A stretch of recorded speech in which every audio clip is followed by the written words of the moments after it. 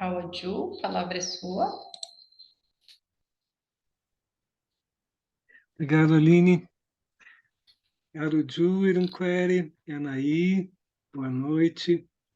Então, eu vou apresentar, primeiramente, três versões de um mesmo mito da criação, segundo a tradição Guarani, Nhandela, del Guairá, né? E depois vou apresentar um canto que também fala do mito da criação, que é o 80º, né? O verso, a estrofe número 80 do Mboraiporã, do Chumé. Então, vamos começar com as três versões de um mesmo mito. Bom, não sei qual que é a primeira, qual que é a segunda, qual é a terceira. Eu vou apresentar pelo tamanho, pela extensão. A primeira versão diz assim: Kinhamandu, o ser, né, que a gente se refere como criador, estava dormindo e era grande a sua solidão. Então, das profundezas do seu ser, brotou um sonho. E, nesse sonho, ele apresentou-se como Nhanderu Papá Tenondé, nosso primeiro Pai único e verdadeiro. E nesse sonho também apresentou-se Nhandeti Eté, nossa verdadeira mãe. Então, Nhanderu Papá Tenondé, Nhanderu, né, normalmente se fala, e Nhandeti, também se fala Nhandeti somente, né? Em outra versão, ao invés de Nhanderu, Nhandeti, às vezes aparece Jeguacá e Jachucá, o princípio masculino e o princípio feminino. Então, Jeguacá e Jachucá. E no caso dessa versão que é mais comum, aparece Nhanderu, nosso pai, e Nhandeti, nossa mãe, né? E eles se namoram. Nhandeti engravida e, no tempo determinado, ela pare numa grande explosão de luz e som. Essa é uma das versões predominantes. Em outra, ela pare os Ruetê e as Tietê. Então, os Ru é pai, né? Etê é verdadeiro. Então, os verdadeiros pais e mães. E são quatro: Tupã, Jacairá, Quaraí e Caraí, né? Então, Tupã surge e ele se situa, cada um deles vai se situar num ponto extremo desse grande sonho que acontece, então desse universo que nasce. Tupã Ru e Tupã Ti, então guardem bem, Ru é pai, Ti é mãe. Então, e Tupã é Tenondé, ele nasce primeiro deles. Tenondé significa o que vai à frente, né? E ele vai se situar no oeste desse grande universo. E ele tem como essência a cor vermelha e todos os seus matizes. E ele, como é Tenondé, ele surge trazendo como número o Peteim, que é 1, e que é indicado neste dedo, né? A gente conecta a força dele com esse dedo, tá bem? E ele traz os elementos sólidos. Ele é o elemento terra, mas quando a gente pensa em terra, a gente pensa na terra do nosso planeta, assim, não, mas é cósmico. Então, ele é o elemento sólido de tudo. Tá bem? O segundo que vem, segundo... bom, e a gente diz assim, o Ambá, o lugar dele, né? Então, o oeste, cor vermelha.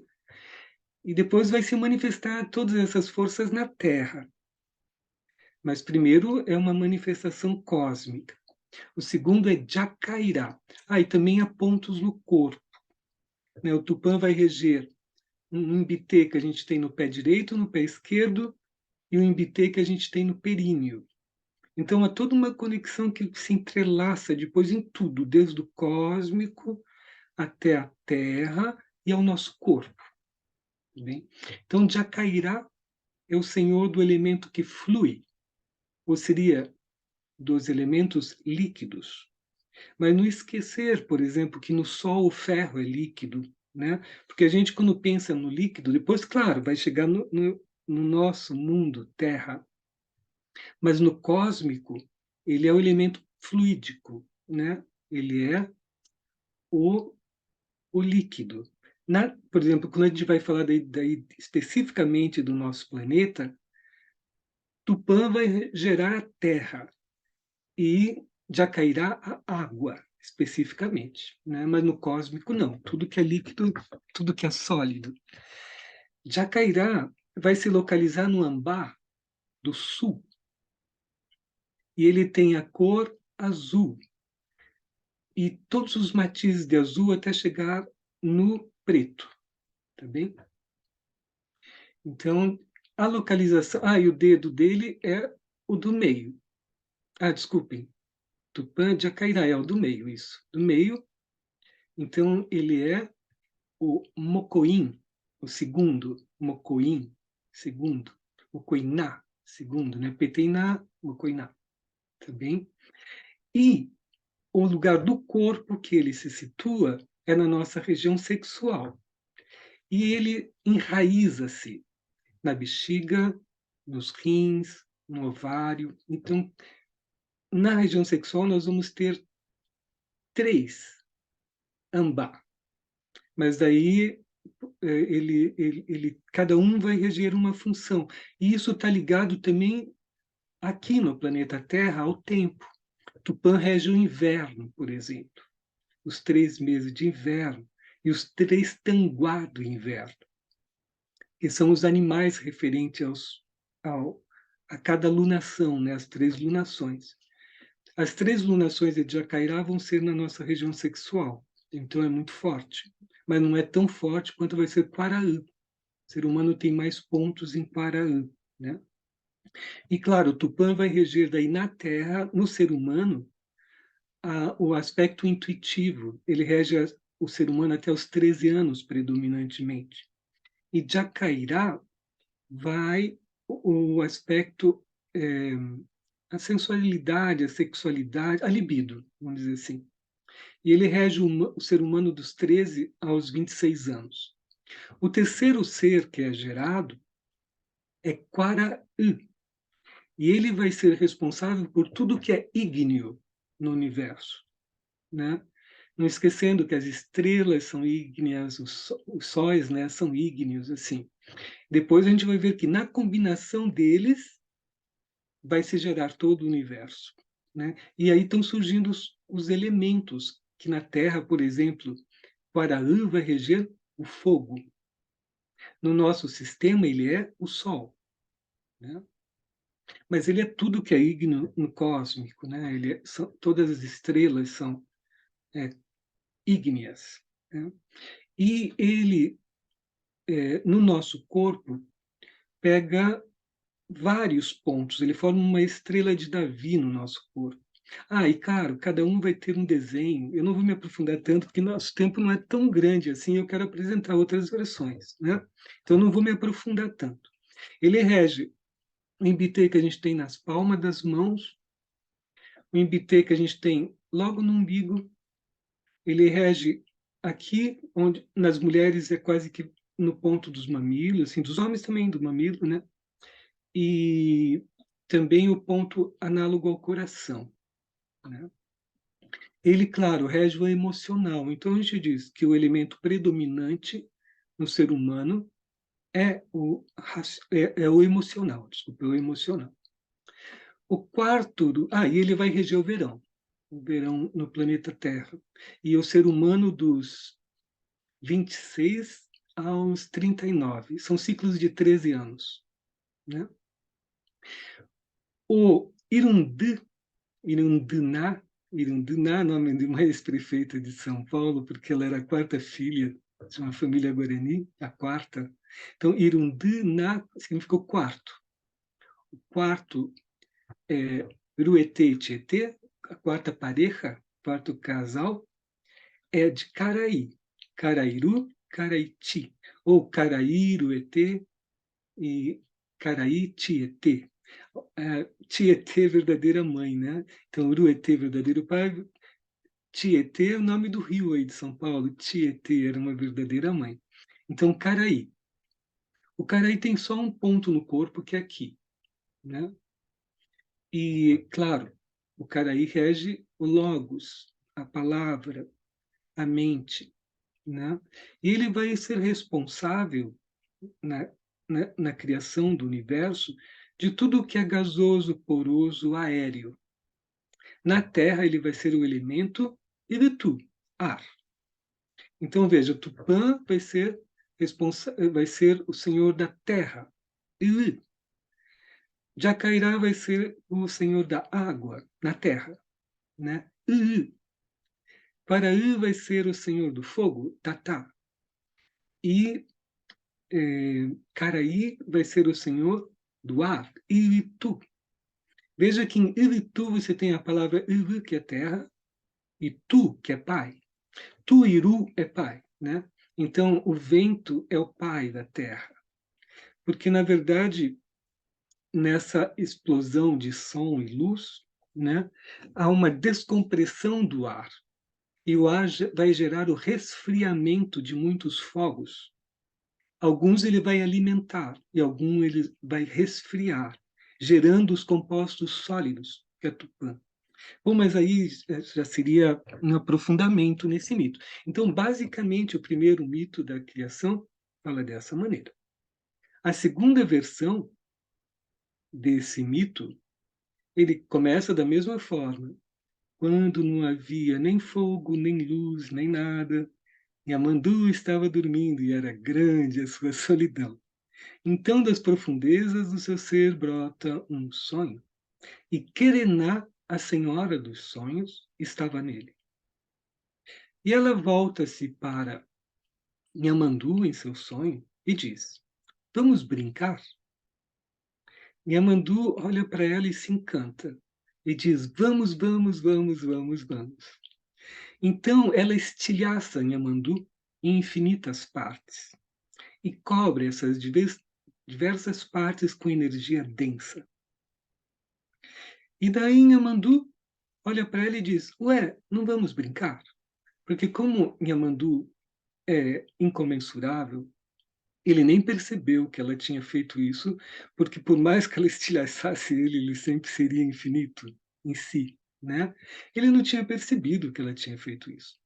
E ele diz assim: Ué, nós não vamos brincar? Ela diz assim: A brincadeira já começou. Eu te estilhacei em infinitas partes e ocultei com matéria densa.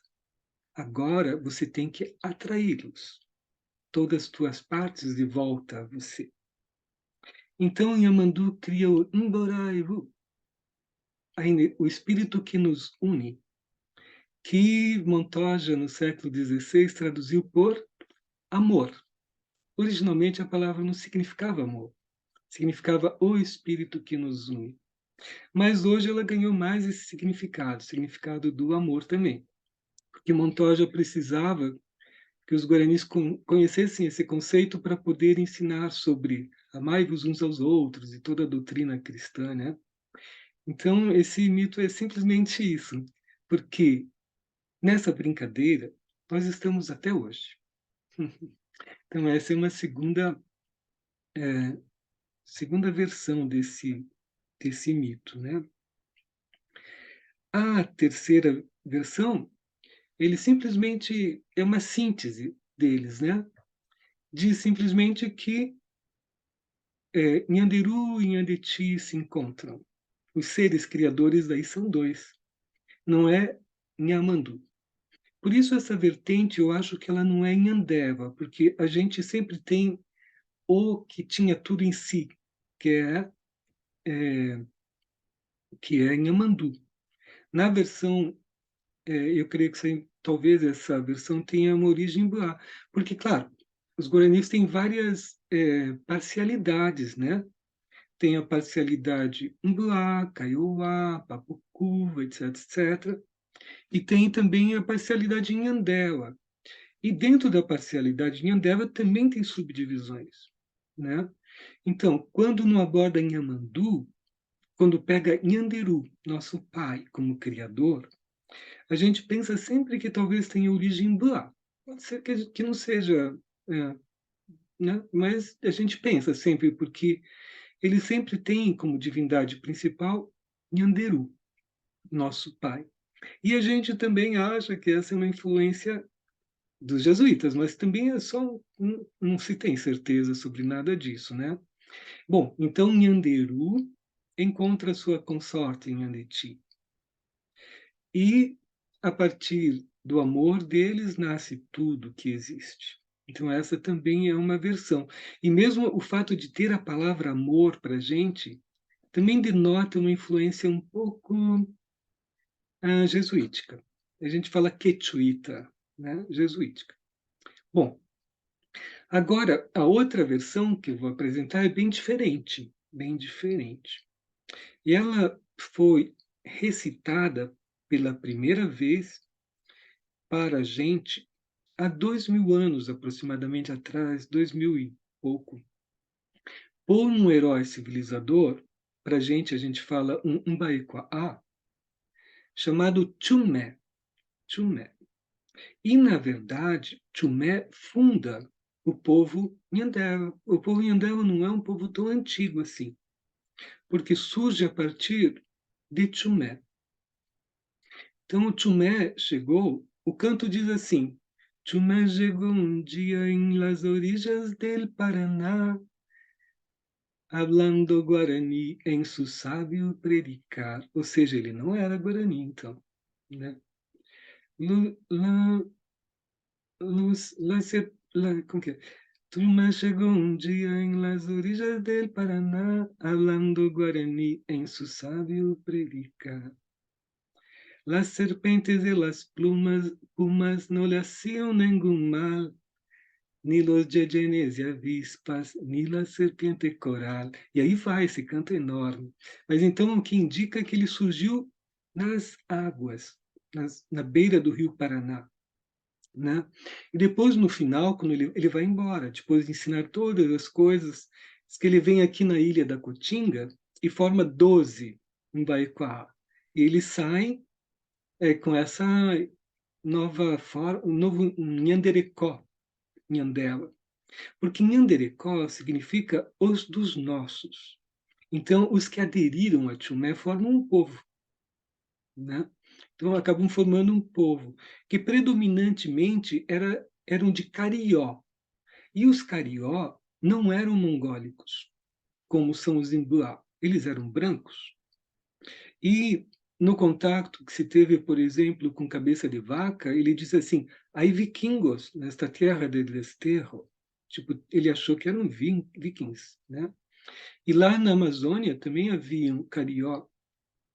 E Orejanas, quando chegou lá, disse: "Hay Amazonas nessa terra do rio Maranhão", que o rio chamava-se Maranhão antes. Amazonas é exatamente por causa dessas mulheres, né? Ele achou que elas eram aquelas lendárias gregas, tal. Então, veja, predominantemente aderiram ao Chumé o povo carió. E aí os que aderiram a ele, a esse novo desenho que ele trouxe, porque ele trouxe o desenho que nós temos hoje, com fogo no meio, toda a cerimonial do chá. Dizem que ele que trouxe o caiu, o mate para a gente, ensinou tudo. A forma de plantar os avati, né, os milhos sagrados, dentro de uma mandala cósmica em que se sincroniza os astros e as estrelas para poder plantar os direcionamentos todos. Então dizem que todo esse conhecimento foi Chumé que trouxe. E de qualquer forma, ele trouxe também um canto de 113 estrofes, longuíssimo assim, cada estrofe é um canto em si. E no 80º ele fala uma versão do mito da criação. E esse canto a gente aprende de cor.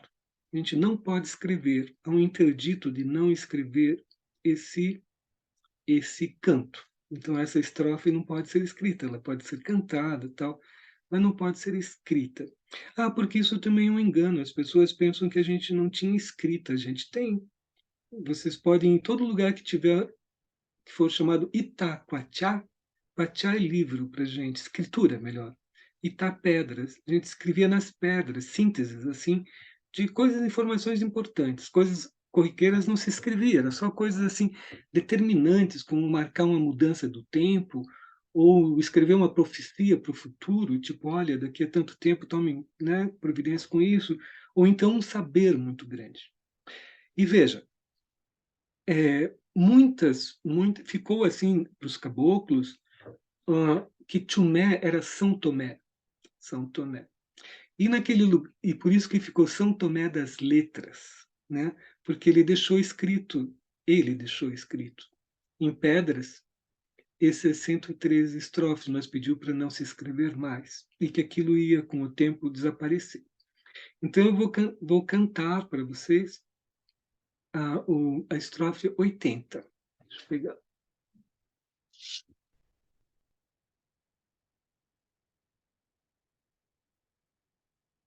Nyanderu tenonde gua, oi varare teu guaru, terai, jale oi kubu, jale oi kubu.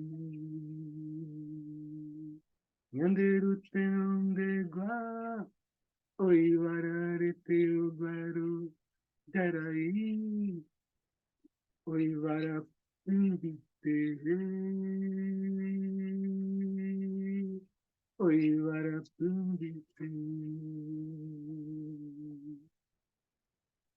Nyanderu tenonde gua.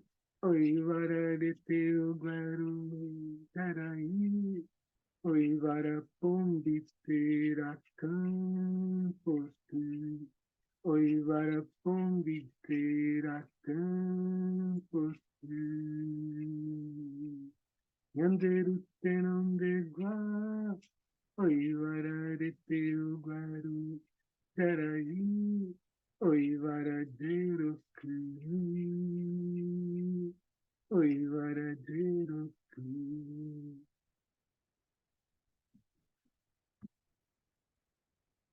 Então vamos ver o que diz essa estrofe. Também a questão de as referências serem sempre parábolas, mitos, lendas ou cantos, que são poesias. Então, há muitas camadas de interpretação nisso. E sempre que a gente traduz, de certa forma, a gente interpreta, até na escolha das palavras, porque, claro, palavras têm sinônimos, né? Mas se a gente for abordar assim, então, vou fazer uma tradução, né, que passa a ser já uma interpretação, de certa forma, minha sobre o canto. Mas aí vou fazer mais uma tradução que é mais geral, assim, né? Então, a gente diz, Nyanderu tenão... há versões nesse canto também que diz, Nyanderu tenão de guá, Nyandechi tenão de guá, Oivararete oguaro jarai, Jawe oiko. Então, nosso pai primeiro, nossa mãe primeira, Tenondé, quer dizer, que surge, né? Primeiro de todos, Nyanderu tenão de guá, guá é quando se faz recipiente, né? Por exemplo, petanguá é o cachimbo, onde eu ponho o petu, que é o tabaco que eu fumo. Caiuguá, caiu é o mate, então caiuguá é a cambuca em que eu ponho o mate. Então essa palavra guá. Então quando eles se fazem, né, assim, manifestam, oivara arete, arete é corpo, oivara, vou traduzir por sagrado, divino, corpo, né? Oguero, gerai. Gerai é uma palavra parecida em português, curioso, que é gerar, né? Surgir, surgir. Então, quando surge o divino corpo do nosso pai, da nossa mãe, né? Diz assim, Yanderu tenandegua, oivararete oguero gerai, de jave, oikou, oikó, ikó, é vida, ganham vida, ganham existência. O mundo ganha vida, ganha existência, né? Depois diz assim: Yanderutananegua, Oivararete, Oivarajaraí, Oivarapu Umbite. E a primeira coisa que ele gera são seus pés. Depois eu vou explicar por que são 4 estágios. Assim, né? Pâmbita, ele cria seus divinos pés, é o que dá movimento, né? Daí, Nhanderuta Nanegua, Oivararete, Oivarajaraí, Oivarapombitera Campot. Ele gera as suas divinas mãos com as suas ramas floridas. Então, como se os dedos fossem uma metáfora de dedos, né? Então, ramas floridas. Depois, Nhanderuta Nandegua, Oivararete, Oivarajaraí, Oivarajerok. E eles dançam. E eles dançam. Então, por quê? Isso são 4 estágios da criação que estão nesse verso, né? O primeiro seria uma emanação de Inhamandu, né? No segundo, surge realmente a criação, ele cria o pé e a mão, né? Então tem o elemento, e a mão tem o sentido também do dar forma. Então primeiro seria emanação, depois é criação, formatação. E daí Jeroku é a dança, então o movimento. Depois a gente pensa que há uma dissolução e retorno, que é sempre o quinto para a gente, ao mesmo tempo que ele é integrativo, ele é dissolutivo. Então dissolve e tudo volta novamente ao princípio. Então, emanação, criação, formatação, movimento e dissolução. A gente diz assim, nós vivemos em que ponto de tudo isso? Nós estamos no mundo do movimento, da ação, né? O nosso mundo, o planeta Terra, é o da ação, do movimento, né? Eu tenho também uma versão que, você veja, né? Eu fiz uma tradução mais próxima ao literal. Essa tradução não é tão literal. Ela diz assim, ó, o primeiro e o último. Pode ser Tenondé com o primeiro e o último, né? Porque chega à dissolução. O outro e o tudo. Criou, quando deu curso à sua existência, seu divino corpo, as divinas plantas dos pés, as divinas plantas das mãos com as ramas floridas. Nosso Pai, o Universo, nós o somos, como você nos é. Essa foi uma versão que eu dei pensada, assim, entre os nossos círculos, né, de meditação. Um dia eu fiz essa tradução assim. Então vejo as vários mitos da criação e o que nos traz assim. E uma analogia que a gente pode fazer com o da cultura predominante aqui da gente, né? Vejo então, a gente tem versões diferentes, por quê? No fundo, a gente sabe que a gente toca com a poesia o saber. E mesmo o conhecimento racional e científico que a gente tem, o discursivo, nós não vemos ele como verdade. Nós vemos também como um saber poético que eles fizeram em forma de discurso, né? Porque vou explicar por quê, assim. E quando a gente vê o mito da criação predominante, o católico, assim, o cristão, a gente tem um grande questionamento que a gente sempre traz, e eu vou deixar para nós meditarmos. Por quê? A divindade cria a existência, ela cria o tempo, cria todas as formas, ela cria a existência, né? Claro, então ela não está sujeita à existência, nem ao tempo, nem às formas criadas. Daí a grande questão é esta. Se a gente pensa assim, ele cria a existência, ele não está sujeito à existência. Então você pergunta assim: Deus existe? Não, Deus não existe. Vocês já pensaram nisso? Deus não existe porque a existência é uma criação dele, né? E aí fica assim: de que forma você pode contactar a divindade? se ela não existe dentro dessa matrix em que nós existimos, né? Pensem, o que gerou tudo foi uma relação afetiva, amorosa. Então, a conexão com a divindade, o retorno à origem, está na afetividade. Em suma, todo o fundamento do mito da criação, porque veja, o mito da criação ele é fundante nas culturas, né? O mito da criação diz do que você acredita como básico. Ele sempre é o mito mais importante. E o que a loa, né, o tom de todos os mitos aborda a questão da afetividade, do espírito que nos une. Então, como retornar? Através da afetividade. Bom, eu penso assim, né? Nesse momento, às vezes eu penso diferente, né? Porque, claro, as poesias dão muitos sentidos e normalmente satisfazem o momento em que a gente está vivendo, né? Mas eu penso que esse é o ponto focal dos mitos nossos da criação. E, claro, o fato desse canto ter trazido o Chumé, ele funda nosso povo, né? Porque ele é intertribal, o surgimento do nosso povo. Chumé pega predominantemente cariós, né? Mas ele é intertribal.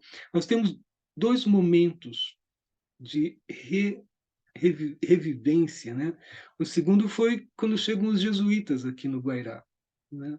Novamente há uma interrelação tribal maior ainda, porque junto com a gente veio morar anarquistas franceses, alemães, italianos, né? Veio muita gente que acreditava que tipo uma utopia, né? Que o Guairá era a utopia da época, surge aqueles mitos dos bons selvagens, e porque em um século a gente dominou toda a cultura europeia, ia dar concertos de orquestras e corais na Europa. Então surgiu muito esse intercâmbio, e Chenequeribe casa com a Émilie Rousseau, a irmã do Jean-Jacques Rousseau, e impacta a França, o saber dele. Então esse foi o segundo momento ainda de mais abertura, porque essa é uma característica em Endeavor, como surgiu de uma amálgama de povos, sempre foi muito receptivo, sempre muito receptivo. Tanto que as grandes cidades da América do sul da América do Sul, nascem de aldeias em Andeva, como, por exemplo, os Piratini, em São Paulo, os Tingui, aqui em Curitiba, e os Carió, em Porto Alegre, em Montevidéu, em Buenos Aires. Né? São cidades que tinham origens dentro dos povos Carió. Então, o mito, de certa forma, também reflete isso, né? Uma abertura para o cósmico, uma abertura para o planeta. São quatro cores diferentes, mesmo as cores, né? Se vocês pensam, são as cores dos povos raízes, né? Se a gente pensar os vermelhos como os pelo rojo, né? Os ruivos. Se a gente pensar os azuis e preto como sendo os negros, né? Povo negro.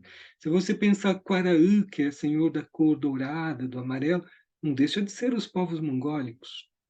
Caraí, a cor prateada e todos os matizes pastéis e o branco, né? Não deixa de ser do povo indo-europeu, sei lá. Então, essas são coisas que a gente pode meditar. E há mais coisas, e quem sabe vocês descobrem e até eu aprendo um pouco aí.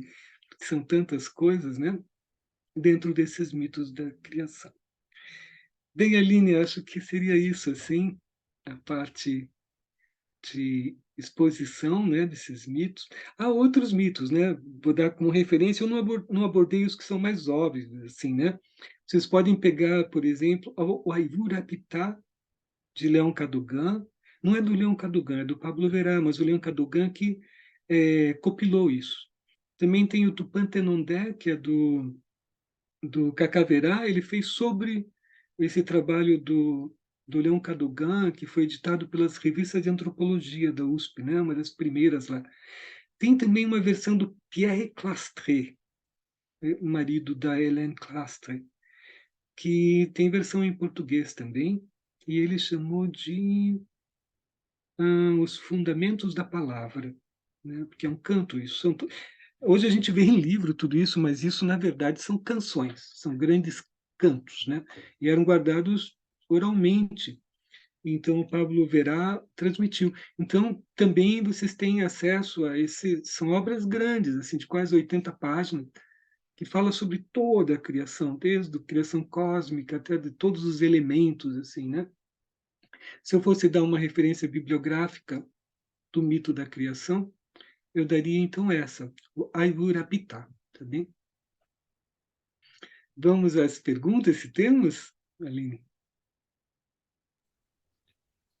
Vamos! Deixa eu só organizar aqui para ver todo mundo. Então, quero, em nome do Grupo Coração, só reforçar a nossa gratidão pela presença de cada uma e cada um de vocês aqui nessa noite de hoje, que para a gente é uma noite muito especial, né? Muito querida mesmo, né? E a gente ganhou esse presente de poder promover esse encontro nesta data, né? De hoje, dia de Micael. Nós vamos abrir, né, para esse diálogo, porque aqui é uma roda, né? A gente quer trazer essa imagem, né, de uma roda. Então, para a gente dialogar o que reverberou, o que tem de dúvidas, né, o que quer trazer também de partilha, gostaria de dizer que o chat fica aberto também para vocês colocarem algo que inspirou vocês e que vocês querem compartilhar, e a gente tem condições de compartilhar posteriormente, né? Se vocês colocarem algum link, algo aqui. E não me estendendo muito, mas queria só contar um pouco do que mobilizou assim esse encontro, né? Esse tema de hoje, que a gente se mobilizou a partir de uma carta, né, que a gente recebeu vindo lá da Associação e Comunidade, né, Prokofiev, que é lá em Divinolândia, e a gente ficou muito tocado com isso, né? O quanto que nós aqui, né, Grupo Coração, mas enquanto todas essas pessoas que a gente tem conectado e se conectado afetivamente, né? Não é uma conexão só virtual, né? Mas é uma conexão afetiva. O quanto que a gente tem aprendido e tido essa oportunidade de acolher, reconhecer e se transformar com o universo diverso que o outro nos traz, né? O que o outro nos apresenta dele, e a gente pode olhar isso para nós, né? Então, a ideia foi de trazer uma história que a gente pudesse olhar para a nossa diversidade, né? Quando a gente escuta uma história, a gente olha, né? Reflete um pouco sobre a nossa própria história, né? De vida, nossa história ancestral, né? Então, seria fazer esse convite para que a gente compreendesse e aceitasse, né, esse convite de fazer parte da caminhação de fato e se tornar essa comunidade micaélica mesmo, né, que lida com seus desafios, com os desafios do encontro, com os desafios do social, né, porque tem um propósito maior. Então foi um pouco disso que nos mobilizou a fazer esse encontro aqui hoje. A gente está muito feliz de ter todas e todos vocês aqui e fica aberto aqui para a gente interagir, né? A gente escutar vocês, o que reverberou essa história.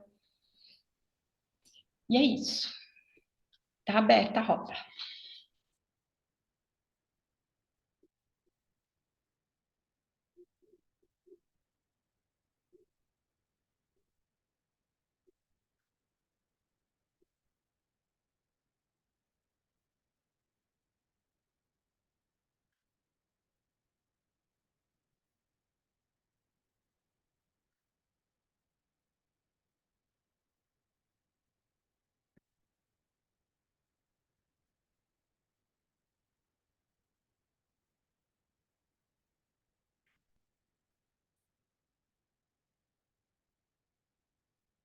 Olá, boa noite.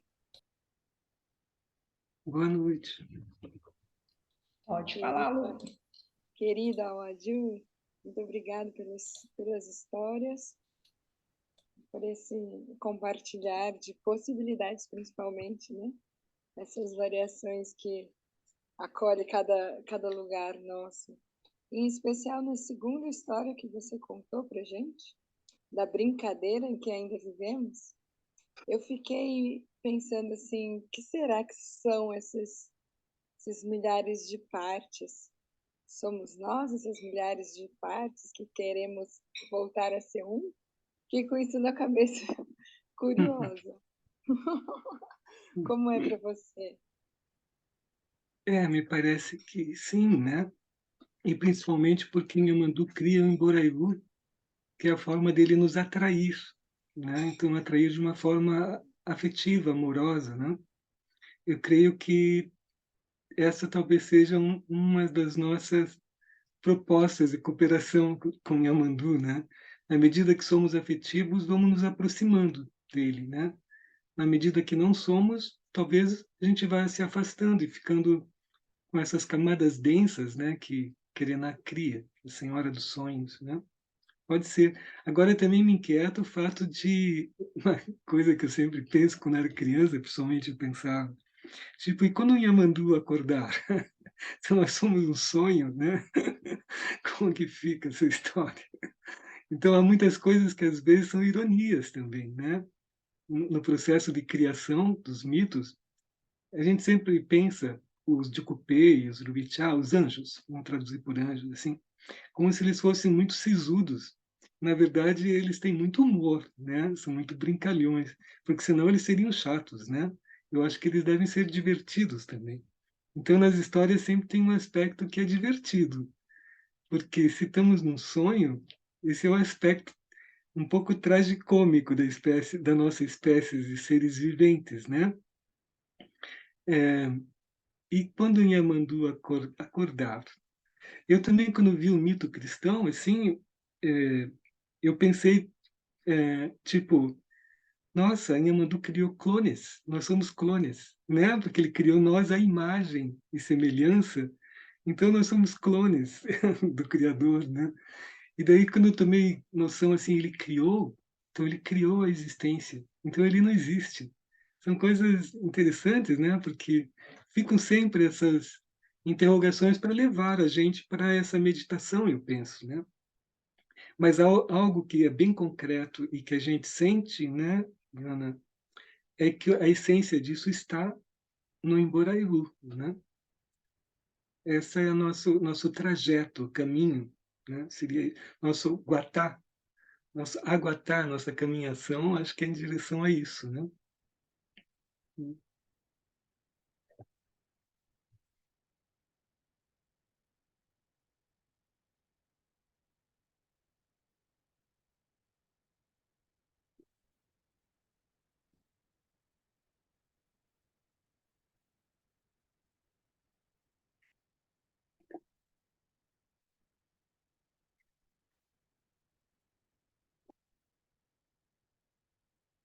A Aline, que dizem que sempre bota as pessoas na fogueira, eu pergunto para a Aline, Aline, não tem nenhuma inquietação.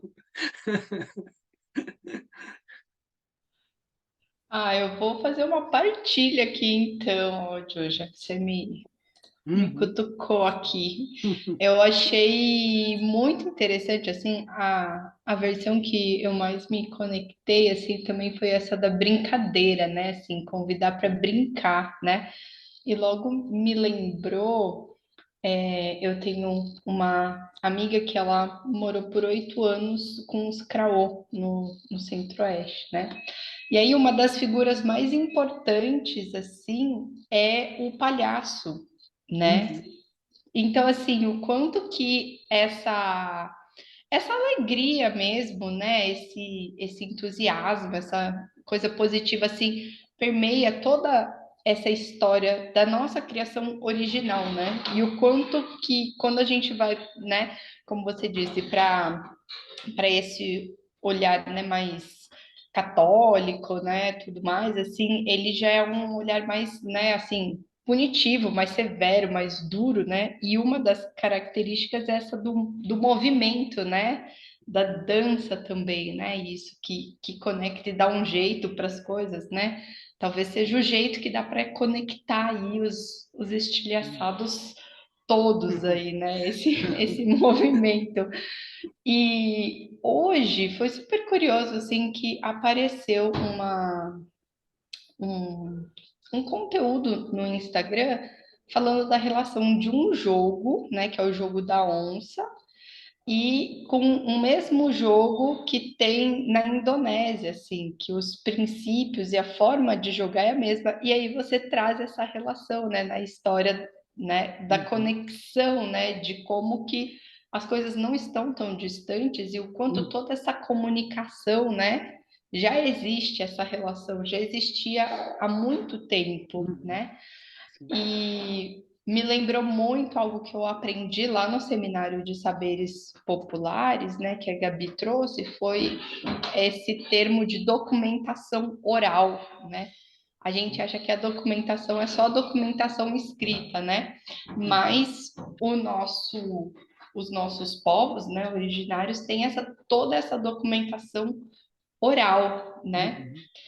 E conectando ainda um pouco mais, que estou pensando aqui, está fazendo as conexões, né? Essa relação da memória, o Steiner traz muito vinculada ao diafragma, né? É esse lugar onde a gente se emociona, né? Ou a gente tensiona com a tristeza, com o medo, né? Com o suspense, e que a gente também expande, né? Quando a gente se alegra, fica feliz e se entusiasma, e ele fala que é por esse órgão, né, que capta, né, assim, concentra as emoções que a gente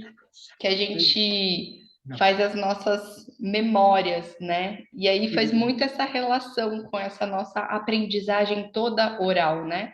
Porque ela é cantada, ela é cheia de emoções e de símbolos, né? Então, o quanto de fato é mais fácil conseguir a gente de repente memorizar, né? Cantando, trazendo imagens, né? Tudo mais, do que simplesmente só lendo ou fazendo algo um pouco com menos movimento, assim, né? Com menos emoção, por assim dizer. Então, assim, só todas as conexões que eu fiz aqui, mas eu acho que preciso mergulhar assim um pouco mais em tudo que veio aqui que eu achei muito rico mesmo. Então, é bem interessante você ter lembrado Na antropologia, eles dizem o trickster, né? O nosso trickster, o nosso palhaço, é o Pirurimã. Pirurimã. E ele é um ser que faz as roupas, as vestimentas, com as palhas do avati, palha do milho. Por isso que no Brasil a gente não fala clothes, né? A gente fala palhaço, porque vem da palha, né? Ele se vestia todo de palha porque ele virava cambalhotas, brincava. E ele também, no mito da criação, ele tem ele pode fazer as coisas que estão todas certinhas terem colapsos ou girar ao contrário e tal. E dentro das cerimônias, ele é o único que tem o direito. Ele, mesmo sendo homem, pode ir lá e pegar o mate, por exemplo, que é um atributo só das mulheres. Ou pegar o taquapu e tocar taquapu, que é um atributo só das mulheres. E se é uma mulher pirulimã, ela pode pegar um embaracaí, que é um atributo só dos homens, e pode pedir mate para um homem servi-la. Quer dizer, ele quebra a ordem estabelecida, né? E ele ensina a gente, nos ensina exatamente pelo jocoso, pela brincadeira. Então, eu peguei a figura que a gente, Chapu comigo fez um tarô, né? E daí a gente fez a figura do Pirurimã. Vou colocar para, não sei se vai dar para ver, acho que não. A iluminação é ruim. Seria essa figura.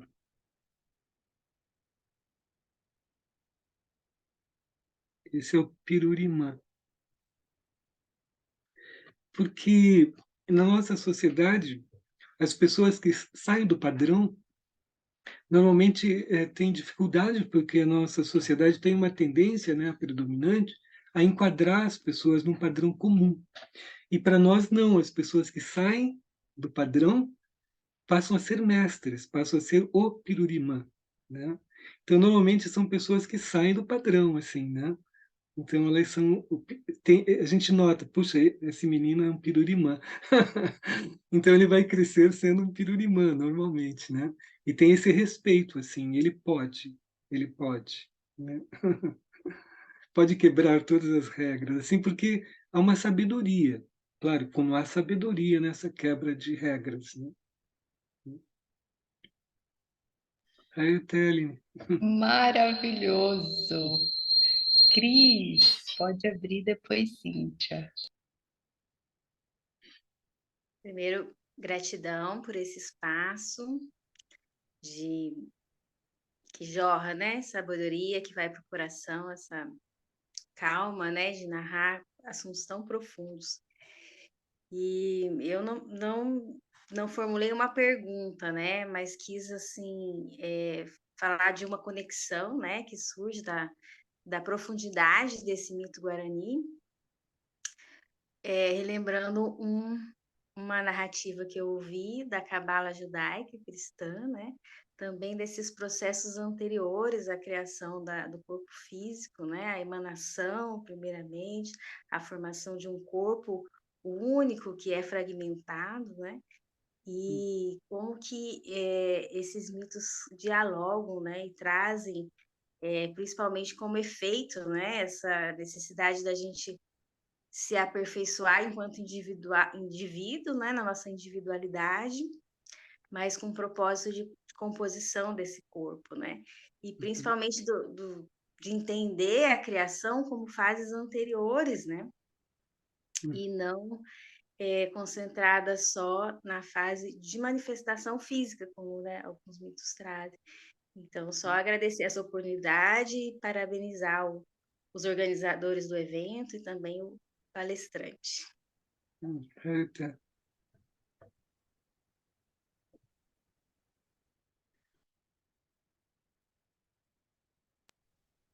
Pode falar, Cíntia. Boa noite todo mundo. Olá, Boa Ju. noite. Então, a minha pergunta tem a ver um pouco com isso, né, que a Cris trouxe. Porque, assim, eu acho muito curioso e se me intriga muito essa questão, né, de em várias culturas e várias histórias, elas são arquetípicas, né, na verdade. E aí eu sempre pergunto isso, eu sempre fico me indagando, né? Civilizações, né? Povos que nunca tiveram contato uns com os outros, e essas histórias são parecidas, sabe? Eu queria ouvir um pouquinho sobre isso. Uhum. Então, a gente pensa sempre, porque hoje, claro, a comunicação é muito rápida, quase é instantânea, né? Hoje a gente vive, na verdade, numa aldeia que é o planeta inteiro. Eu sempre digo assim, o meu povo é o humano, o meu país é o planeta Terra, né? Porque a gente está totalmente conectado. Mas no passado havia conexões, só claro, elas eram muito mais lentas. E a gente teve muitos ocultamentos, né? Porque as nossas ciências erram lá no início e daí elas mantêm esse erro o tempo todo, né? O medo de desestruturar todo um castelo construído, né? Mas a América, ela tinha contato com, principalmente com o Oriente Médio, né? Porque eles saíam do Mediterrâneo e logo no norte da África tem uma corrente que trazia para a América, então havia esse contato. E há também contato até da China, há diários de bordo chineses que atestam que eles estiveram aqui. O que aconteceu é que quando houve a expansão dos árabes, né, muçulmana, eles trancam o Estreito de Gibraltar. E nesse momento há uma interrupção de alguns séculos aí. Mas anteriormente a isso havia comunicação. Por exemplo, ali na Pedra da Gávea tem inscrições fenícias, né, que diz: aqui foi feito o sacrifício de um jovem para aplacar a fúria dos deuses. Nós naufragamos aqui em tantos homens e tantas mulheres, não me lembro o número lá. E também há uma inscrição ali na Gávea que diz: aqui é o túmulo de, aqui jaz o corpo, alguma coisa assim, de Irão, o rei do mundo. Né? Ele escolheu aquele maior megalítico do planeta para ser a tumba dele, né? E Irão foi acho que ele era fenício, né?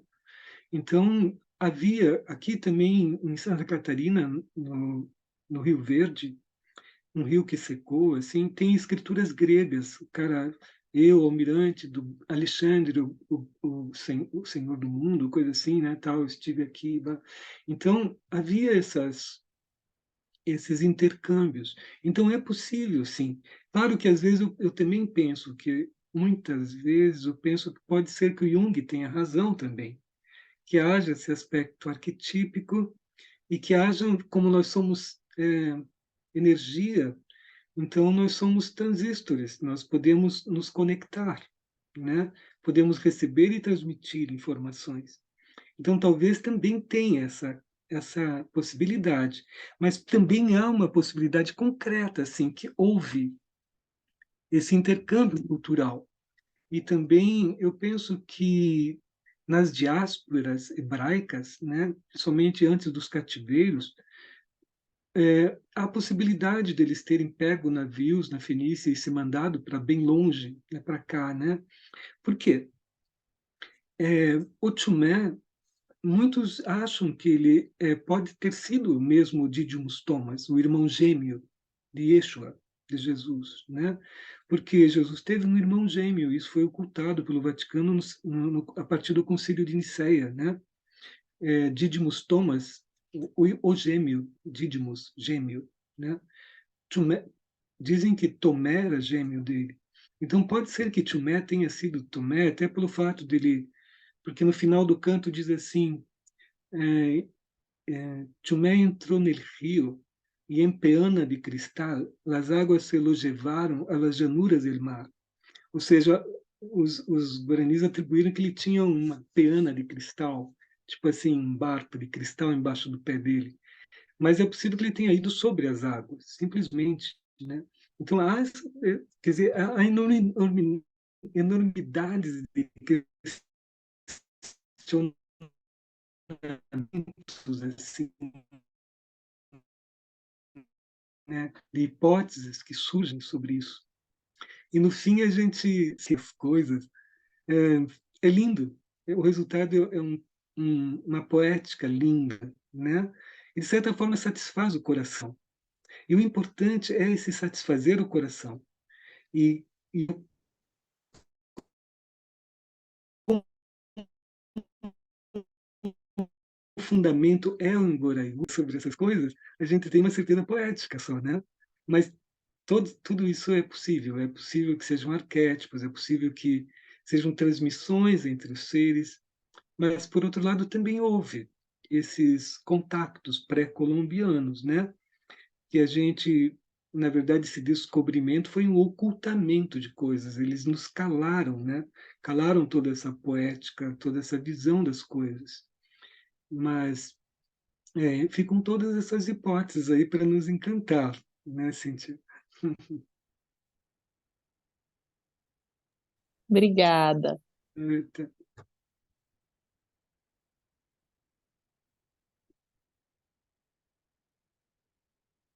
Poxa, tem bastante gente aí. Será que tem mais gente com inquietações?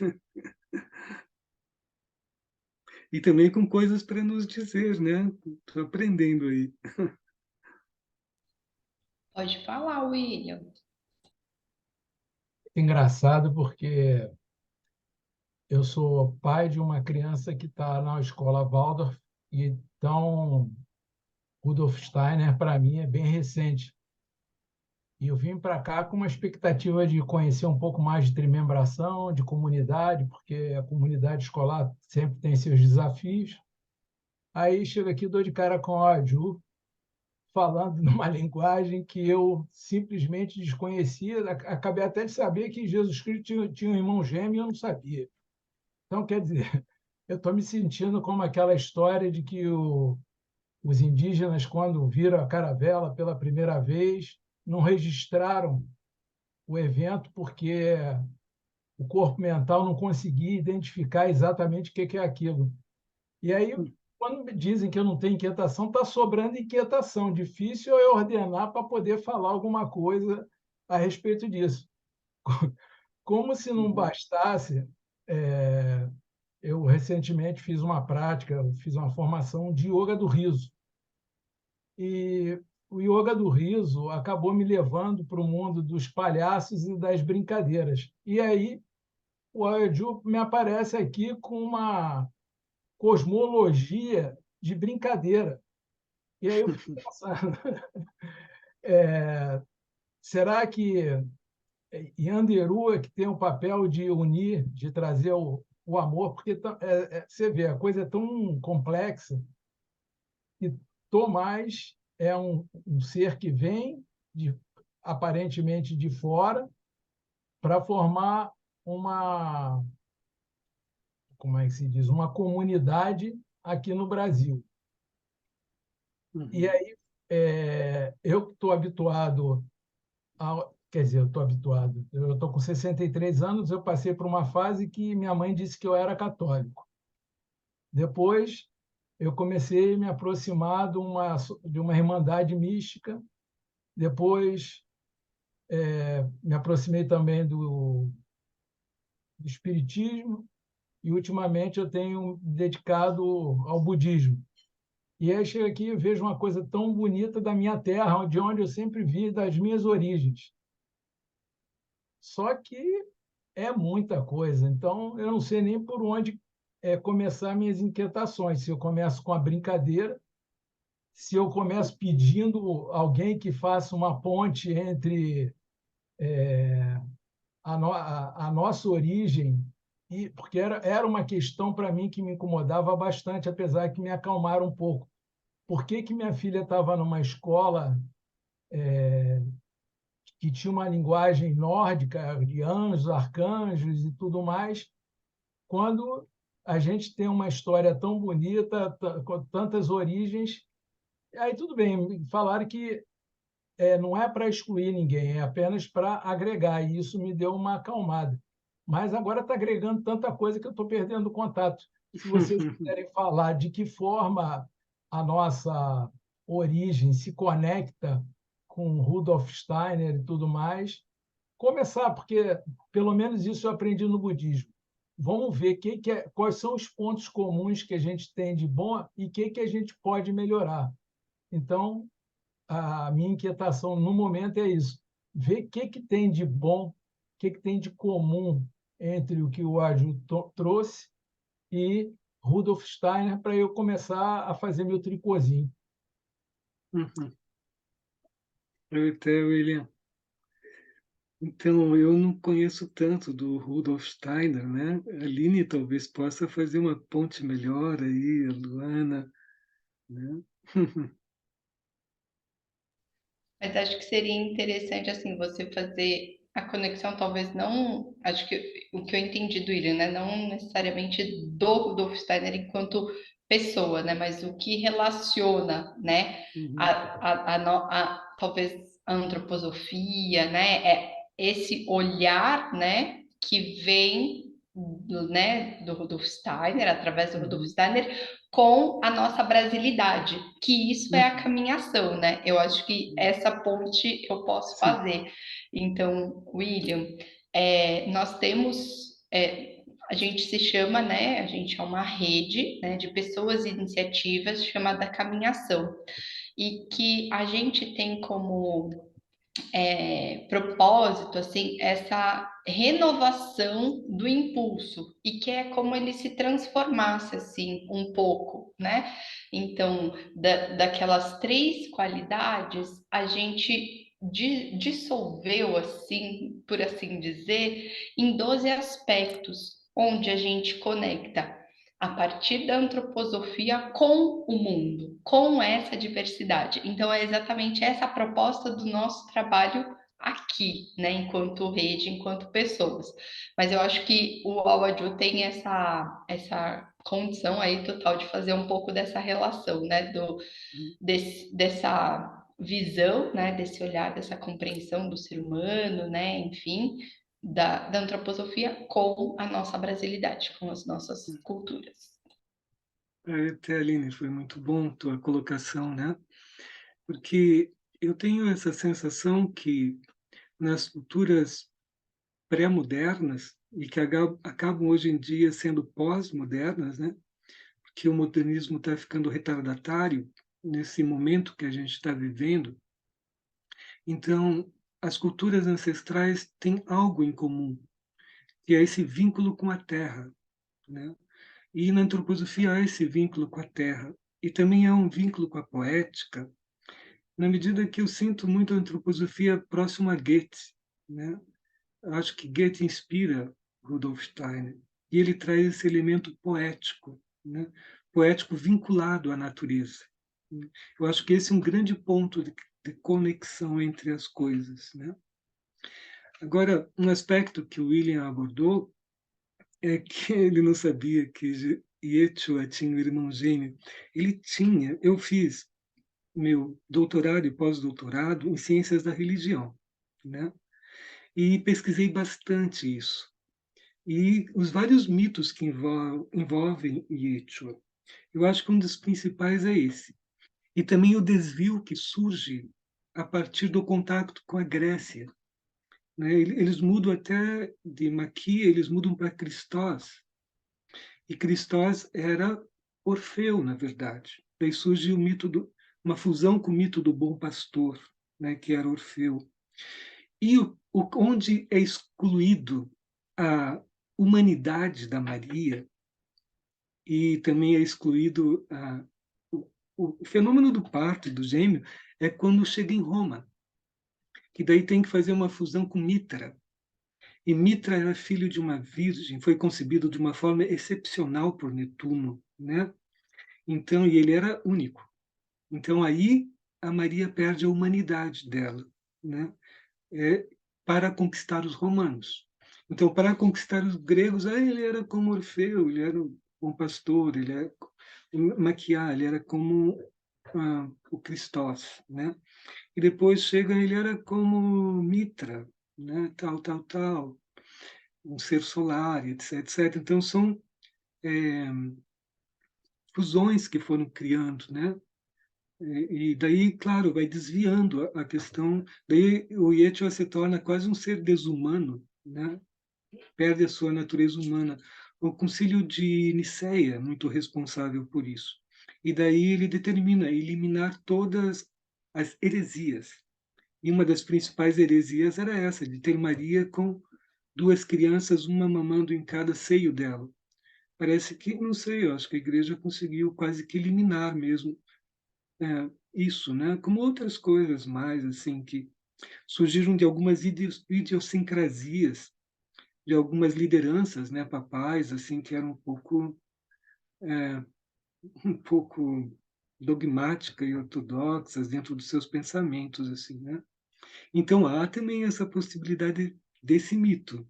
Há outros, né? Cada heresia era um mito diferente para Yeshua, que foram eliminadas quase todas, o que, claro, a predominante chamou de heresia, né? Mas eram simplesmente outras versões poéticas. Dentro da nossa concepção, não, porque todas elas coexistem. Por isso que existem tantas versões do mesmo mito, né? E daí, quando a gente abre a Bíblia, há contradições terríveis, assim, porque se o espírito do Noah já planava sobre as águas, então a criação já estava, né? Ele criou o quê? Daí ele vai criar o mundo, mas ele cria depois dele já ter pairado sobre as águas, quer dizer, já existia água, então. Então a gente vê essas coisas que são palimpsestos, textos que foram sobrepostos e que foram cortados, foram emendados, daí surge toda uma coisa diferente, assim. É bom ter essa consciência, assim, né? Para a gente se encantar. Eu me encanto também lendo o Pentateuco lá, né? Mas eu vejo como poética, assim, que me encanta o coração, porque a gente tem que encantar o mundo, né? Porque se desencantar, a gente não sobrevive. E sentir que o que é fundamento em tudo isso, eu sempre repito, é o Emboraivu, né? Despertar esse encantamento, esse amor pela vida, né? Aí que está, você falando, é aquela história, né? No outro a gente vai se desenvolvendo. Talvez a fragmentação de Anderu continue ocorrendo, não parou. E Sim, o que a gente desaprendeu foi a brincar, porque filosofia é uma forma de você brincar. se divertir, as diversas formas de brincar, de se emocionar, é que estão se perdendo. Uma coisa que eu achei muito interessante foi o fato da escrita só acontecer para as coisas mais importantes, como se quisesse obrigar a mente a estar trabalhando, se emocionando constantemente. E agora, com o Google, vai a memória e a emoção tudo num balde só.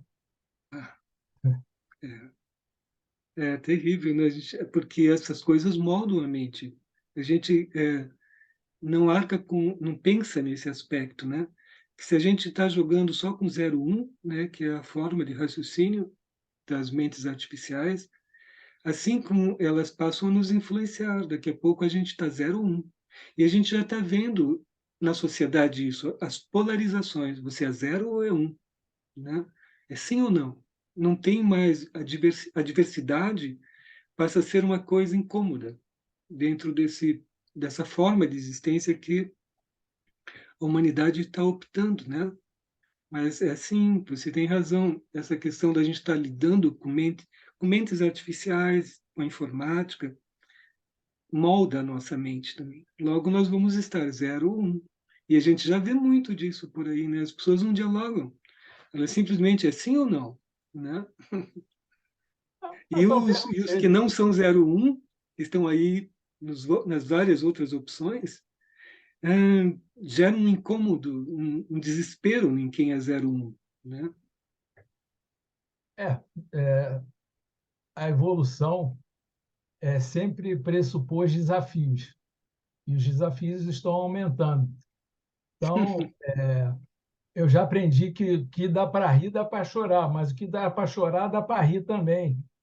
Então, essa coisa do 0 1, você vê, nós estamos aqui num veículo no qual a emoção fica restrita, a gente perde uma série de conexões, porém, algumas como aquela pessoa que deixa de escutar e passa a visualizar mais coisas, ou então ao contrário, a gente vai ter que desenvolver outros atributos para poder ter os mesmos potenciais sem tantas ferramentas. E a gente vai ter que se virar com o que a gente tem aqui mesmo, com 0, 1, e aprender a diversidade que pode existir no 0, 1. Uhum. Bom, de Eu qualquer tenho forma, eu queria agradecer a vocês. como eu sou otimista, eu tenho essa esperança, né?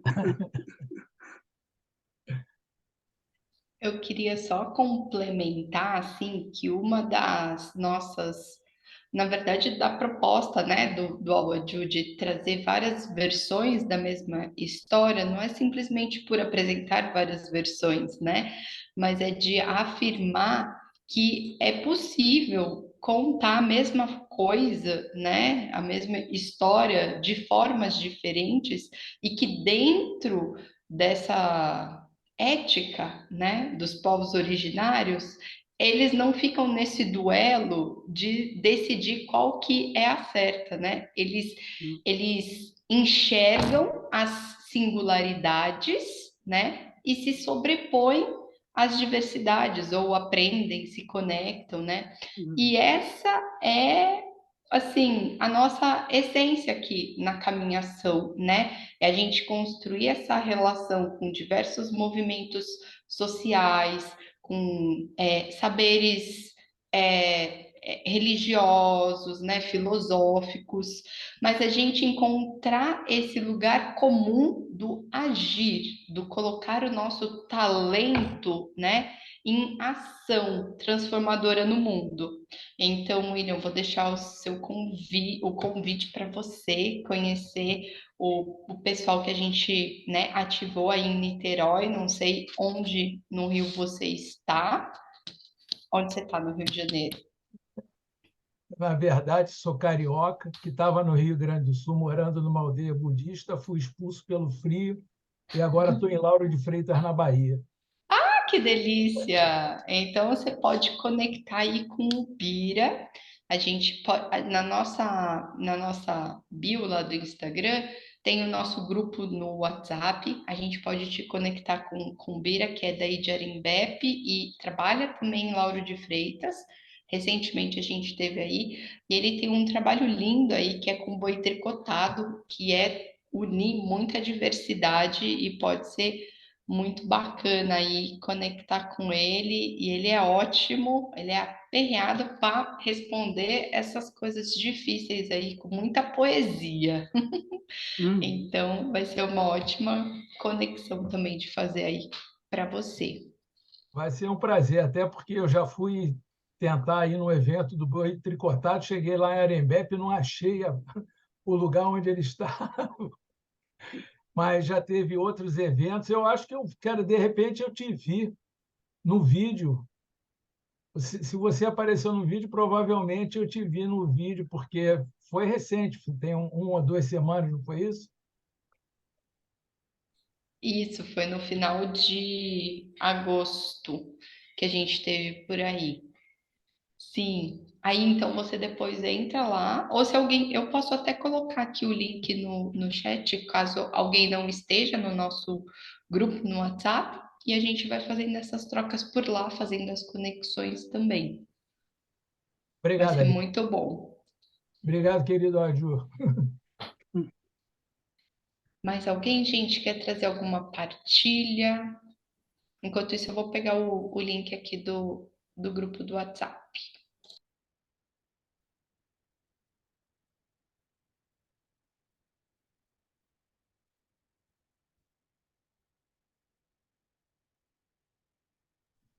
Aline, só compartilhar com o William, né, essa questão que ele trouxe da pedagogia Waldorf, né, ser tão, assim, ter essas culturas nórdicas e tudo, né? Aqui eu tô na Bahia também, eu tô na Península de Maraú, e meus filhos estudam numa escola Waldorf, e o trabalho lá tem sido incrível, assim, os professores estão trazendo cada dia mais coisas da nossa história, né, trazendo para dentro da sala de aula e traçando esses paralelos, né, que tem das histórias aqui dos nossos povos com esses outros povos que estão distantes, né, e tem muita coisa em comum. Então, assim, tá rolando esse movimento mesmo aqui no Brasil de trazer mais da nossa história, dos nossos mitos para dentro da escola. Então, assim, acho que dentro em breve aí esse movimento vai estar bem espalhado em todas as escolas. Pelo menos aqui a gente comemorou São Cosme e Damião. Então, assim, tá super legal, sabe, esse movimento aí de brasilidades dentro das escolas. Gente, a professora da minha filha se descambou com o marido, porque eu acho que são 7 horas de viagem, para ir na sua escola. E voltou de lá encantado. E eu fiquei aqui babando. E só para confirmar o que você está falando, também tem uns 15 dias mais ou menos que eu assisti uma live de mitologia iorubá e antroposofia. Então, realmente, o que você está falando dessas conexões, elas estão acontecendo cada vez mais, graças a Deus. Uhum. E hoje a gente vai ter o Bira aí depois na finalização, né, Aline? Bira Tocando? não tá aqui. A gente vai finalizar com o nosso maracatu especial. Ah, Ele é gravado já. sim. Mais alguém quer partilhar trazer algo que reverberou aí, que está transbordando? Eu só quero agradecer ao Adil por ter o dom de transmitir a sabedoria dele de uma forma tão única. Eu tenho certeza que essa experiência não acontece só comigo quando te ouve, Adil. O que tu traz não me chega de forma racional, não me chega pela cabeça, me chega pelo coração. E eu me senti banhada te ouvindo hoje, de amor. Muito obrigada. Até, mano.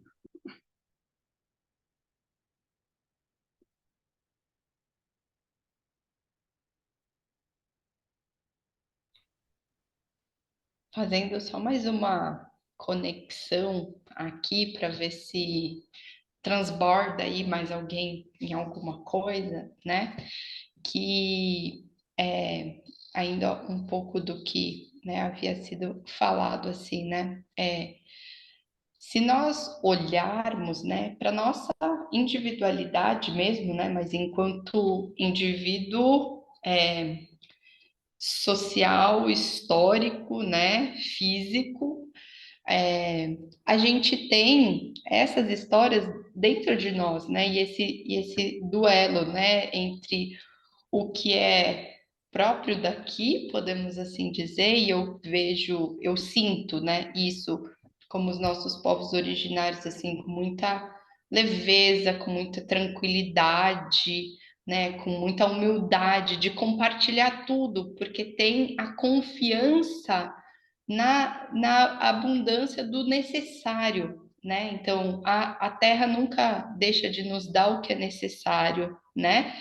Então, e tem esse outro lado, né, da história também, que é de quem chega e coloniza, né, e quer talvez restringir, quer definir, quer limitar, né, quer organizar de alguma forma, e que se a gente olha para essas duas forças, né, talvez uma bem de expansão e uma, né, bem de contração, e a gente conseguir fazer esse equilíbrio em nós, né, a gente vai conseguir realizar essa pedagogia Waldorf, essa antroposofia brasileira, né? Mas a gente precisa primeiro se se preencher dessa confiança, né, que é parte de nós, né, enquanto um ser histórico, social, né, mas que a gente ainda está nesse lugar de se apropriar disso, né, dessa confiança. Então, muitas escolas, né, que transmitem, né, esse saber, esse conhecimento, essas práticas do Steiner, estão se apropriando disso. Mas espera, a história não tem só essa versão, né? E o Steiner mesmo fala que o principal que a gente tem que fazer é criar o nosso próprio julgamento, né? Definir, criar a nossa própria entendimento e interpretação, assim, né, do que ele traz, né? Não tomar como uma verdade absoluta e simplesmente reproduzir, né? Mas ele fala muito sobre imitação, né? Então ele teve todo esse processo de se conectar com saberes desde remontar, né, a sua infância e tudo mais, e ele organizou, mas ele não organizou e falou só replique, né? Ele falou que isso tem que considerar o tempo e o espaço. Mas eu acho que nós, enquanto povo brasileiro, né, tendo esse marco da colonização na nossa história, a gente precisa nós mesmos, né, nos conquistarmos, né? Nós mesmos temos essa coragem, essa confiança de falar, olha, eu sei essa história, mas ela é de outra forma, ela é com outros personagens, ela é em outra paisagem, né? E isso serve para a educação, mas serve também para a nossa vida, né? Das relações, do que a gente quer construir, né?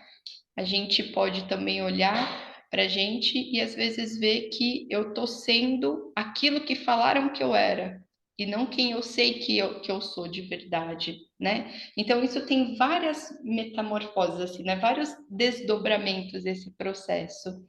E é um pouco disso que a caminhação quer propor, né? Validar que cada um afirme o seu talento e assuma também os encontros do seu destino para colocar os seus talentos a favor dessa transformação, né? E de que se eu transbordo algo, eu posso ensinar os outros a transbordarem. E eu acho que esse transbordar é principal de afeto, né? De emoções, de coisas bem positivas, né? Então,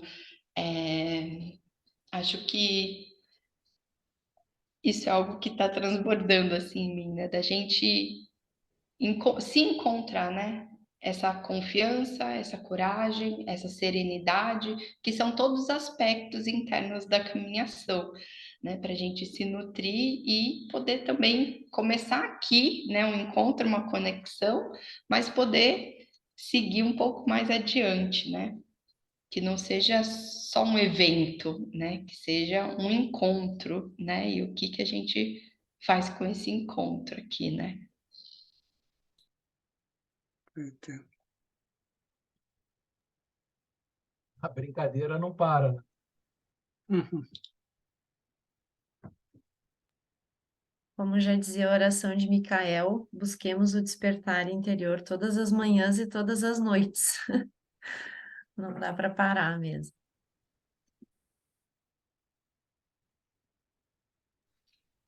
Gente, mais alguém tem algo para partilhar? Senão nós vamos seguir para o nosso encaminhamento, porque eu estou sentindo assim que eu preciso processar tudo isso. Quero contar para vocês que a gente está gravando, a gente vai disponibilizar, então a gente vai poder reassistir isso mais algumas vezes, né? Vai ficar disponível, mas quero deixar esse convite aqui para quem quer transbordar, compartilhar algo, está aberto. Sim, como vai ficar gravado, vocês podem meditar e colocar, e a gente pode continuar essa troca, né, depois também.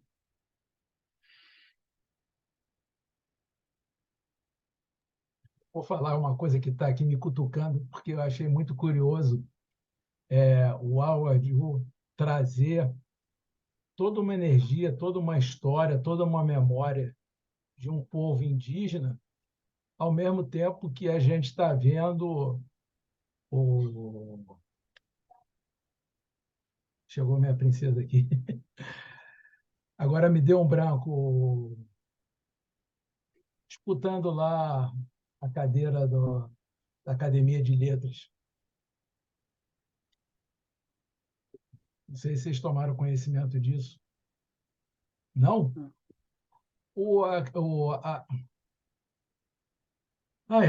Dois indígenas famosos.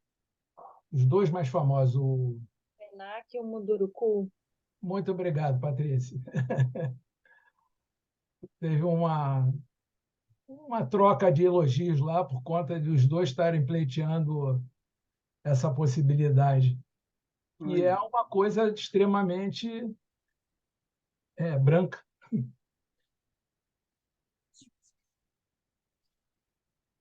É que está a razão de eu estar aqui junto com vocês.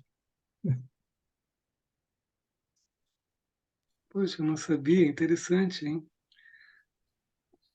Tá se abrindo um pouco a academia, então abriu para o Gil já, né? Que foi maravilhoso, não?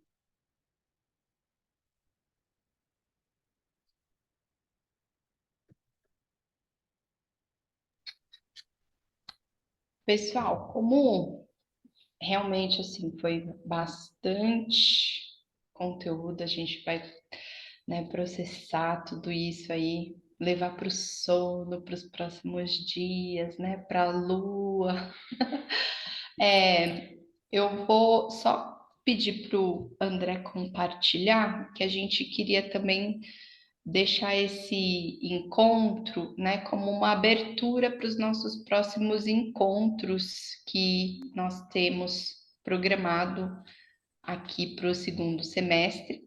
Então, nós vamos ter um grupo de estudos sobre desenvolvimento de comunidades mesmo, a partir de um livreto de governança.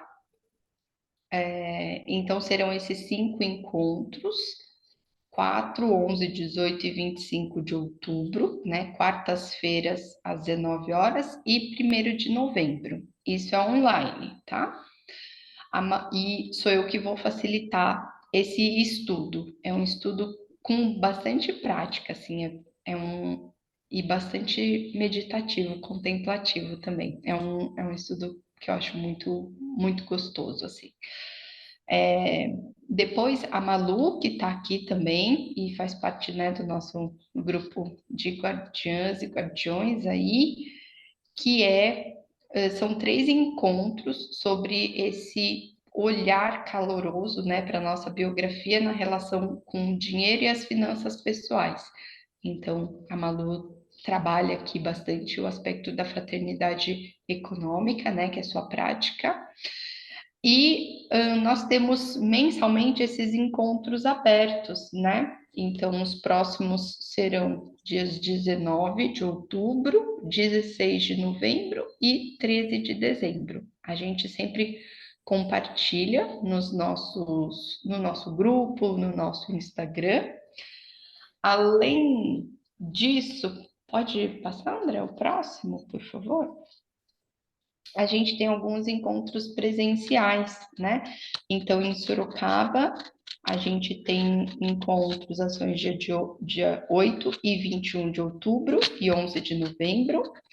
Nós queremos fazer a exibição aqui no Espaço Cultural Rudolf Steiner desse documentário, O Povo Dourado Somos Todos Nós, ainda a definir, e com a possibilidade da gente fazer exibições simultâneas. Então, se alguém se interessar, pode me procurar lá no grupo depois, ou pode procurar no Instagram. Aqui embaixo também, ó, tem o Instagram, o e-mail e o nosso WhatsApp também, porque a gente tem ele em português, alemão, inglês e espanhol. Então, a gente quer realmente ampliar, né, e fortalecer a nossa rede aí de desenvolvimento social. Depois, a partir do documentário, né, a gente quer fazer essa visita à aldeia em Itapecerica, que é o projeto que o Tucumbó, que amanhã tem encontro presencial aqui no Espaço Cultural, a partir das 9 horas, com o Tucumbó. E a gente daí faria essa visita, ainda são datas que não estão definidas, né? Mas a gente já quer deixar esse convite aberto. Dia 15 de novembro tem encontro lá em Piracicaba, que é o encontro da caminhação que conecta os jovens da Escola Novales e a Casa do Hip Hop, é um trabalho muito legal. E também tem o grupo de estudos presenciais em Niterói, tá? Esses são os nossos próximos encontros. Dizer também, pode encerrar, André, por favor. O nosso livro está saindo do forno, então quem quiser conhecer um pouco mais da caminhação, tem o e-book para baixar gratuito no link da nossa bio, no site também da Sociedade Antroposófica, e está saindo o nosso livro com muito amor e carinho, que vocês também podem adquirir depois, posteriormente. E de recados, acho que era isso, Luana e Malu. Ver se eu estou esquecendo de alguma coisa. Isso, né? Tá. E aí, Áudio, quero saber se você quer trazer alguma palavra final para a gente encerrar. Quero só agradecer a presença de todos, as trocas que tivemos, as inquietações que surgiram, e continuar esse diálogo lá. Quem tiver qualquer inquietação, a gente prossegue, né, na gravação. Pedir Yamandu, Biteporã, Peteiná, Nhanequarupe. Aí. Muita gratidão, Áudio, muito obrigada por você ser esse nosso guardião aqui, né, desses nossos saberes ancestrais que sempre nos enriquece e depois fica ecoando, reverberando por muito tempo em nós. A gente só agradece. E para a gente finalizar, a gente fez um convite para a gente acender a nossa chama. A gente tem uma imagem, né, um dos nossos aspectos é de uma chama, né? E a chama é a nossa ação, né? Manter a chama acesa é essas ações sociais, né? Essa ação de encontrar com o outro, com os outros. E a gente queria finalizar convidando todo mundo para acender uma velinha e a gente se conectar. E a gente vai encerrar com o maracatu de Micael, que foi um presente que a gente ganhou em 2021 um trabalho mobilizado pela CIDA, lá de Pernambuco, e a gente se despede com esse maracatu maravilhoso que bata bem forte no nosso coração e que a gente leve esse pulsar para o mundo, para os encontros, com coragem, com confiança, para tudo que o nosso destino nos traz, que a gente possa acolher. André, você pode compartilhar?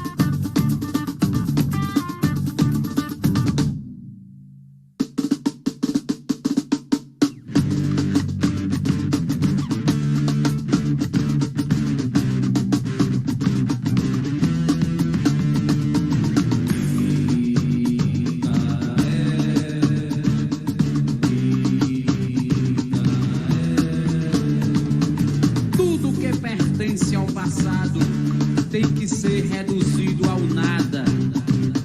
As nuvens ficaram concentradas em volta do homem, e ele terá que encontrar a sua liberdade, o seu próprio poder e toda a sua força a partir deste nada.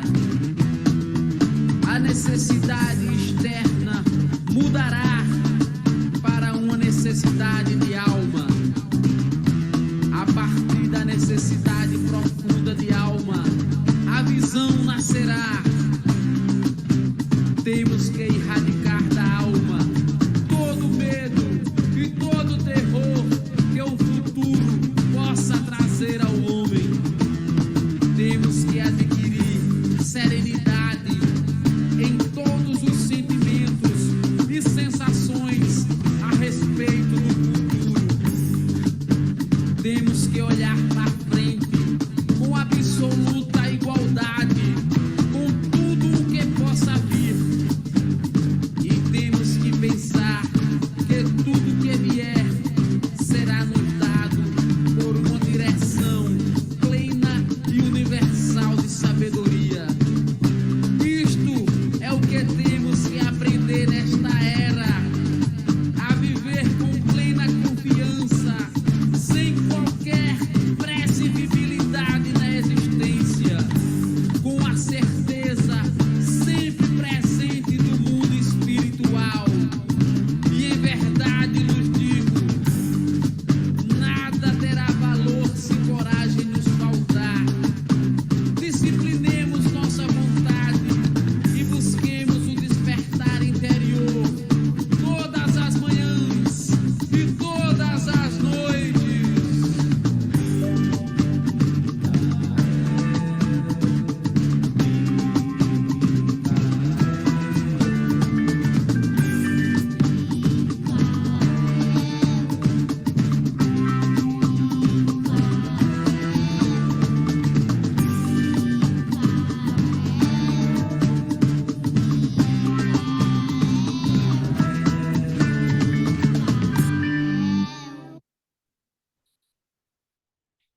Muito, muito obrigada pela presença de cada uma e cada um. Ótima noite.